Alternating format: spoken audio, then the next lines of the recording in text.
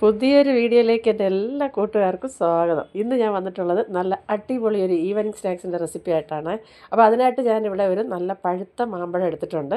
അപ്പോൾ ഞാൻ എടുത്തിരിക്കുന്ന മാങ്ങ നല്ല മധുരമുള്ള മാങ്ങയാണ്, നമ്മുടെ മല്ലിക മാമ്പഴം.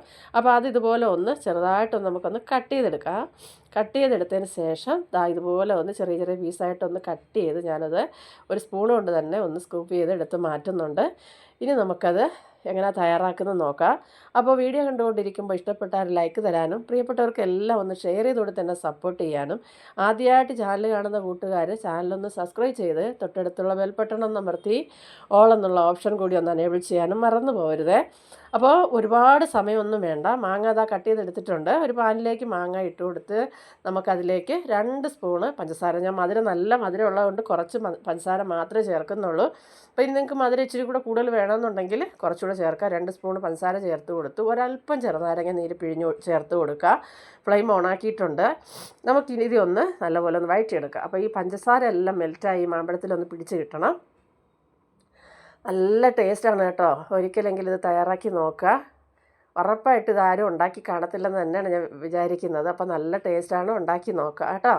അപ്പോൾ ഇത് നല്ലപോലെ ഒന്ന് ഇപ്പോൾ ആ പഞ്ചസാര എല്ലാം മെൽറ്റായി നല്ലപോലെ ഒന്ന് ലൂസായി വന്നിട്ടുണ്ട്. ഈ സമയം നമുക്ക് ഒരല്പം കോൺഫ്ലവർ എടുത്ത് വെള്ളത്തിൽ ചാലിച്ച് നമുക്കിതിലേക്കൊന്ന് ഒഴിച്ചു കൊടുത്ത് ഒന്നുകൂടെ നമുക്കിതൊന്ന് കുറുക്കിയെടുക്കണം.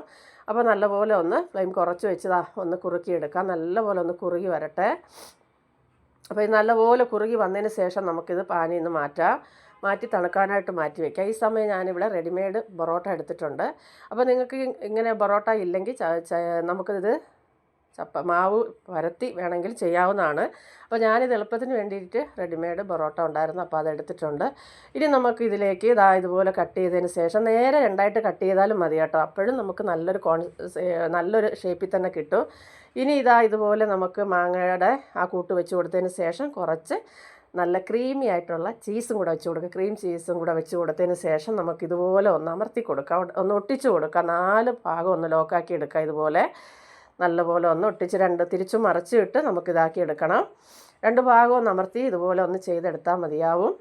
അപ്പോൾ ഇതുപോലെ നമുക്കൊന്ന് ഒട്ടിച്ചെടുത്തത് മാറ്റി വയ്ക്കാം. അപ്പോൾ അതുപോലെ തന്നെ ബാക്കിയെല്ലാം ഞാൻ ചെയ്തെടുക്കുന്നുണ്ട്. അപ്പോൾ ഇതുപോലെ 2ആയിട്ട് മുറിച്ചാലും മതിയാവും. സൈഡ് കട്ട് ചെയ്യണമെന്നൊന്നും നിർബന്ധമില്ല കേട്ടോ. അപ്പോൾ ഇതും ഞാൻ ചെയ്ത് കാണിക്കുന്നുണ്ട്. ഇതുപോലെ നമുക്ക് 2ആയിട്ട് പൊറോട്ട മുറിച്ചതിന് ശേഷം കട്ട് ചെയ്തതിന് ശേഷം നമുക്ക് കുറച്ച് മാങ്ങയുടെ കൂട്ടും അതുപോലെ തന്നെ 1 സ്പൂണോ നിങ്ങൾക്ക് ചീസ് എത്ര വേണമെന്ന് വെച്ചാലും ചേർക്കാവുന്നതാണ്. അപ്പോൾ 1 സ്പൂൺ ഞാൻ എടുത്തിട്ടുണ്ട്. നല്ല ക്രീം ചീസും കൂടെ ചേർത്ത് കൊടുത്ത് ഇതുപോലെ 2 ഭാഗമൊന്നും ഒട്ടിച്ചെടുക്കാം. അപ്പോൾ ഇതുപോലെ ഒന്ന് ഒട്ടിച്ചതിന് ശേഷം മറുഭാഗം കൂടെ ഒന്ന് ഒട്ടിച്ചെടുക്കുക. അത് വീഡിയോയിൽ കാണിച്ചിട്ടില്ല ഞാൻ. 2 ഭാഗം ഒന്ന് ഒട്ടിച്ചെടുത്താൽ നമ്മുടെ സ്നാക്സ് ഇവിടെ റെഡി ആയിട്ടുണ്ട്. ഇനി നമുക്ക് ഇഷ്ടമുള്ള ഓയിലിൽ നമുക്കിതൊന്ന് വറുത്തെടുക്കാവുന്നതാണ്. അപ്പോൾ വളരെ എളുപ്പമാണ് ഇത് ചെയ്തെടുക്കാൻ. ഒരുപാട് താമസമൊന്നുമില്ല. ടേസ്റ്റ് എന്ന് പറഞ്ഞാൽ ഒരു രക്ഷയില്ല കേട്ടോ.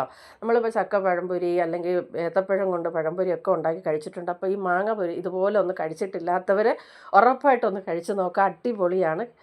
അപ്പോൾ ഇനി തിളച്ച എണ്ണയിലേക്ക് നമുക്കിത് ഇട്ട് കൊടുക്കാം. പക്ഷേ ഒന്ന് ശ്രദ്ധിക്കണം, ശകലം ഫ്ലെയിം ഒന്ന് കുറച്ച് വെച്ച് കൊടുക്കുക. കാരണം പെട്ടെന്ന് കരിഞ്ഞു പോകും. അപ്പോൾ കരിഞ്ഞു പോകാത്ത രീതിയിൽ ഫ്ലെയിം കുറച്ച് വെച്ച് നമുക്കിതൊന്ന് തയ്യാറാക്കി എടുക്കാം. അപ്പോൾ ഒരു വശം ഒന്ന് മൊരിഞ്ഞ് വരുമ്പോൾ തിരിച്ച് മറിച്ച് വിട്ട് നമുക്കിത് നല്ലപോലെ മൊരിയിപ്പിച്ചെടുക്കാം. ഒരുപാട് സമയമൊന്നും വേണ്ട, നിമിഷ നേരം കൊണ്ട് തയ്യാറാക്കി എടുക്കാൻ പറ്റുന്നതാണ്. പൊറോട്ട നമ്മുടെ കൈവശം ഉണ്ടെങ്കിൽ വളരെ എളുപ്പമാണ് ഇത് തയ്യാറാക്കി എടുക്കാനായിട്ട്. അപ്പോൾ നമ്മുടെ പലഹാരം ഇവിടെ 2 വശവും നല്ലപോലെ അടിപൊളിയായിട്ട് മൊരിഞ്ഞ് വന്നിട്ടുണ്ട്. ഇത് ഇനി ഒന്ന് തണുക്കട്ടെ. ഇപ്പോൾ എല്ലാം ഞാനൊരു പാത്രത്തിലേക്ക് മാറ്റിയിട്ടുണ്ട്. ഇനി നമുക്ക് ഒന്നുകൂടി ഒരു ടേസ്റ്റ് കൂട്ടാനായിട്ട് ഒരല്പം പഞ്ചസാര നല്ലപോലെ ഒന്ന് പൊടിച്ചത് ഇതുപോലെ ഒന്ന് ഇട്ട് കൊടുക്കുക. ഇങ്ങനെ മക്കൾക്ക് കൊടുക്കുകയാണെങ്കിൽ ഉണ്ടല്ലോ ഒരെണ്ണം ഒന്നും തികയത്തില്ല കേട്ടോ.